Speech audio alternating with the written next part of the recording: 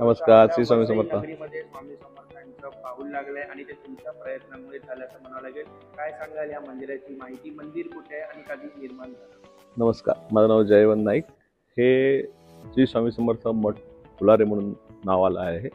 हे नालासोपारा वेस्टला वाघोली म्हणून गावात आहे. नालासोपारा वेस्टवरून साधारणतः 5 किलोमीटर अंतरावर आहे. इथे येण्यासाठी 251 नंबर बसनं तुम्ही येऊ शकता. त्याला साधारणतः 20 रुपये चार्ज आहे आणि एरवी तुम्ही जर प्रायव्हेट रिक्षाने आल तर त्याला 150 रुपीज घेतात. शेअरिंग रिक्षा 20 रुपयाने येतं. ते वाघोली नाक्यापर्यंत यायला लागतं. वाघोली नाक्यापर्यंत आल्यानंतर तिथून एक 10 ते 12 मिनटं वॉकिंग यायला लागतं. तर निसर्ग सौंदर्य बघत बघत तुम्ही येऊ शकता. रस्त्यामध्ये आमच्या गावची ग्रामदेवता आहे जी वागेश्वरी माता मंदिर, त्याचं पण तुम्हाला दर्शन होईल. पण त्याचं टायमिंग असतं आणि त्यात तुम्हाला टायमिंग त्या गेटवर लिहिलेलं मिळेल. समोरच चांगला तलाव आहे. निसर्गाचा आस्वाद घेत तुम्ही या मठापर्यंत पोहोचता. मठाच्या बाजूलाच जे तुम्हाला अवगत आहे ते अंडरग्राऊंड गणेश मंदिर आहे, जे भूमिगत आहे. इच्छापूर्ती गणपती मंदिर त्याला म्हणतात. समोरच अमरेश्वर महादेव म्हणून मंदिर आहे आणि इथूनच 1 किलोमीटर अंतरावर वाघोलीचं सुप्रसिद्ध शनी मंदिर आणि बाळूमामाचं मंदिर आहे. बाजूलाच तुम्ही आता जर नवीन आम्ही जे प्रकल्प चालू केला आहे, गोशाला म्हणून पण तयार केलेली आहे आणि मेंढी माऊली पण, हे बाळूमामाचं जे आवडतं मेंढपाळ करत होते ते मेंढी माऊली पण इथे आणलेले आहेत. त्याचंही दर्शन तुम्ही घेऊ शकता. आणि ह्या ठिकाणी लोकांसाठी बसण्यासाठी चांगला हॉल केलेला आहे. सुसज्ज असा हॉल आहे. त्याच्यामध्ये तुम्ही पारायण म्हणा किंवा त्याच्यानंतर तुम्ही साधारणतः ह्या ठिकाणी नामस्मरण करू शकता.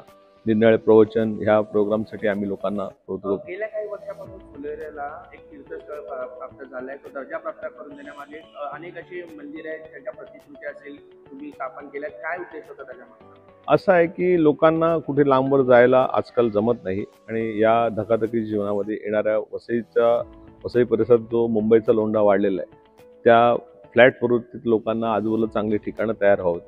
जवळच समुद्र किनारा पण आमचा भव्य समुद्र किनारा आहे, जो कळंब टू राजवाडी मैत्री 9 किलोमीटरचा भव्य समुद्र किनारा आहे आणि त्याच्या आजूबाजूलाच अशी सगळं तीर्थस्थानं आम्ही बनवायचा प्रयत्न केलेला आहे. आमचं निर्मळचं शंकराचार्याचं मंदिर एक सुप्रसिद्ध आहे.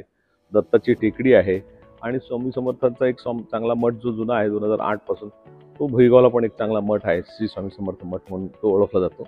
आणि ह्या ठिकाणी तुम्ही बघितलं तर हिराडोंगरी म्हणून जे आहे दत्ताचं मंदिर, ते पण सुरेख मंदिर आहे. एकंदरीत वसई विरारमध्ये खूप मोठ्या प्रमाणावर धार्मिक क्षेत्राची स्थापना, पुनर्निर्मिती होते आहे. एकीकडे पर्यटन आहेच. काय आव्हान कराल भाविकांना जेव्हा येथील मंदिरात, तेव्हा त्यांनी कोणत्या प्रकारची शिस्त पाळली पाहिजे आणि कशा प्रकारे त्यांनी दर्शन घेतलं पाहिजे? आजकाल कसं आहे की ह्या साधारणतः 5-10 वर्षात आपण बघितलं तर लोकांचं धर्माविषयी आणि भगवान देवाच्या विषयी आस्था वाढलेली आहे. त्याच्यामुळे लोक सुज्ञ आहेत. त्यांनी इथे आल्यानंतर चांगल्या पद्धतीने जी काही त्यांना जी भक्ती पाहिजे ती करावी आणि त्यांच्या इच्छा प्रकट कराव्या. देव तुमच्या मागे सदैव आहे आणि स्वामींचं चांगलं वाक्य आहे, भिऊ नको मी तुझ्या पाठीशी आहे. तसं तुम्ही त्यांच्यावर विश्वास, ट्रस्ट ठेवला तर तुमचं होणाऱ्या कामात त्यांची भक्ती कामाला येतेच. नवीन घडामोडी पाहण्यासाठी आजच आम्ही मुंबईकर 24 तासला लाईक करा, सबस्क्राईब करा आणि अपडेट रहा.